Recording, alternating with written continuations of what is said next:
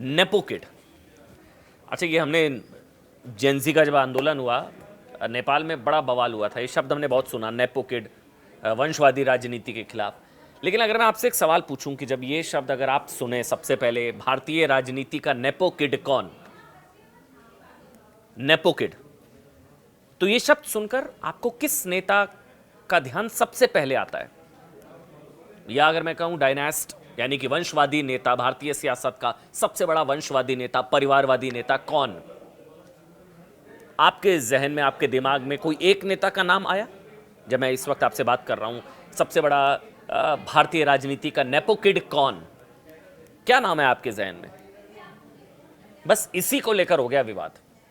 मनीष तिवारी ने किसी का नाम नहीं लिया। मैं आगे पूरी खबर आपको समझाने से पहले, कि बीजेपी कह रही कि मनीष तिवारी ने राहुल गांधी को सुना दिया, या मनीष तिवारी ने राहुल गांधी को नेपो किड कह दिया, जेंजी वाले मुद्दे पर राहुल गांधी को आईना दिखा दिया। लेकिन मैं क्लियर कर दूं, मनीष तिवारी ने किसी का नाम नहीं लिया, किसी का नाम नहीं लिया। लेकिन उन्होंने कुछ शब्दों का इस्तेमाल किया, उस पर बीजेपी कह रही है कि ये और कोई नहीं, राहुल गांधी हैं, नेपो किड, इंडियन पॉलिटिक्स के नेपो किड, सबसे बड़े भारतीय राजनीति में सबसे बड़े वंशवादी नेता। नेपो किड का शब्द इस्तेमाल किया। अब पूरी कहानी एक बार आप समझिए आराम से। दरअसल क्या हो रहा है, दुनिया भर में चल रहे जेन जी प्रोटेस्ट पर कांग्रेस के नेता मनीष तिवारी, ये मनीष तिवारी वैसे पहले भी आईना दिखा चुके हैं फर्स्ट फैमिली गांधी परिवार को, तो मनीष तिवारी ने एक आर्टिकल को पोस्ट किया जिसमें फिलीपींस में करप्शन के खिलाफ चल रहे प्रदर्शन और आंदोलन का जिक्र है।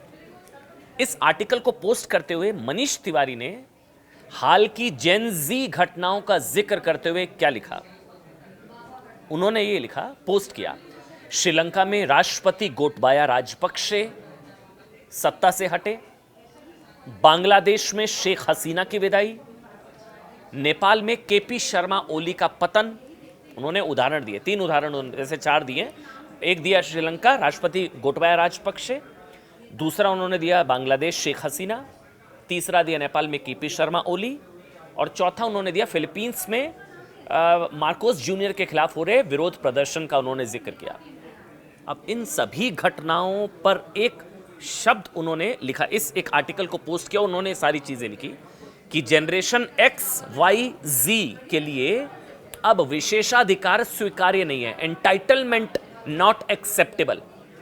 विशेषाधिकार स्वीकार्य नहीं है, चाहे वो जनरेशन जी है, एक्स है, वाई है, जी है, उनके लिए विशेषाधिकार स्वीकार्य नहीं है। उन्होंने लिखा, मेरा आर्टिकल पढ़ें, कैसे सोशल मीडिया ट्रेंड्स वंशवाद को चैलेंज कर रहे हैं, वंशवाद डायनेस्ट को, जो डायनेस्ट लीडर्स हैं, डायनेस्ट वंशवादी जो नेता है, उनको चैलेंज कर रहे हैं। मनीष तिवारी ने किसी का नाम नहीं लिया जब उन्होंने वंशवाद शब्द का इस्तेमाल किया, जब उन्होंने एंटाइटलमेंट शब्द का इस्तेमाल किया, विशेषाधिकार, कि आज के ज़माने में विशेषाधिकार को लोग एक्सेप्ट नहीं कर रहे हैं। नीचे हैशटैग में कर दिया hashtag nepo kids. Manish Tiwari ने अपनी पोस्ट में 3 शब्दों का जिक्र किया, एंटाइटलमेंट यानी कि विशेषाधिकार, दूसरा डायनेस्ट्स यानी कि वंशवाद, तीसरा शब्द है नेपो किड्स यानी नेपो किड्स। अब यही बवाल हो गया। बीजेपी कह रही है ये कोई और नहीं, राहुल गांधी के लिए लिखा है मनीष तिवारी ने। बीजेपी कह रही है कि राहुल गांधी के लिए कहा है मनीष तिवारी जी ने।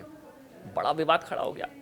बीजेपी ने उनके इस बयान को राहुल गांधी से जोड़ दिया साहब, कि मनीष तिवारी खुन्नस निकाल रहे हैं, वो राहुल गांधी को पसंद करते ही नहीं, और ये बगावत की आग पार्टी के अंदर छिड़ गई है।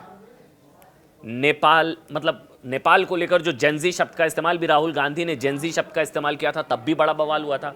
बीजेपी ने कहा साहब कि मनीष तिवारी ने राहुल गांधी को आईना दिखा दिया, जेंजी डायनेस्ट के खिलाफ है, वंशवाद नेताओं के खिलाफ है, Rahul Gandhi ultimate nepo kid हैं, ultimate nepo kid Rahul Gandhi.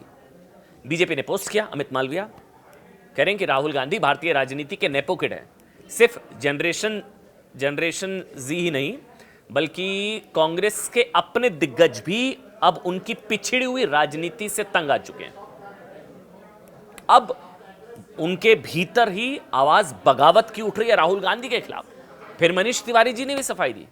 उन्होंने कहा कि काश कुछ लोग जिंदगी में बड़े हो पाते। उन्होंने अमित मालविया पर हमला कहा।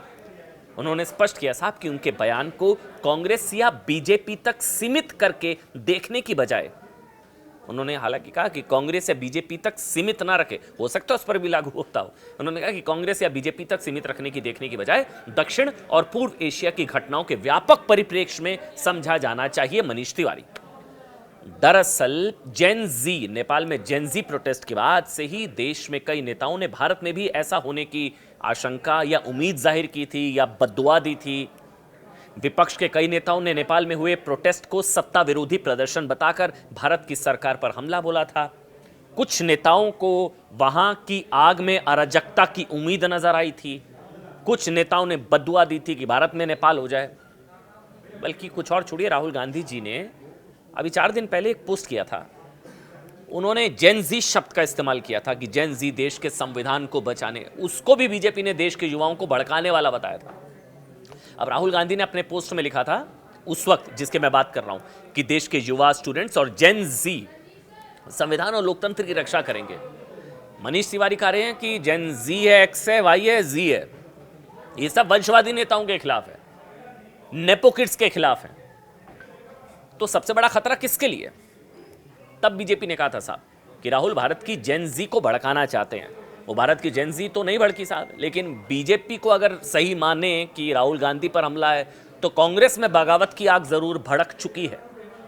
और ये ऐसा भी नहीं है कि ये मनीष तिवारी ने पहली बार ऐसा कुछ किया हो या आईना दिखाया हो, पहला मौका नहीं है।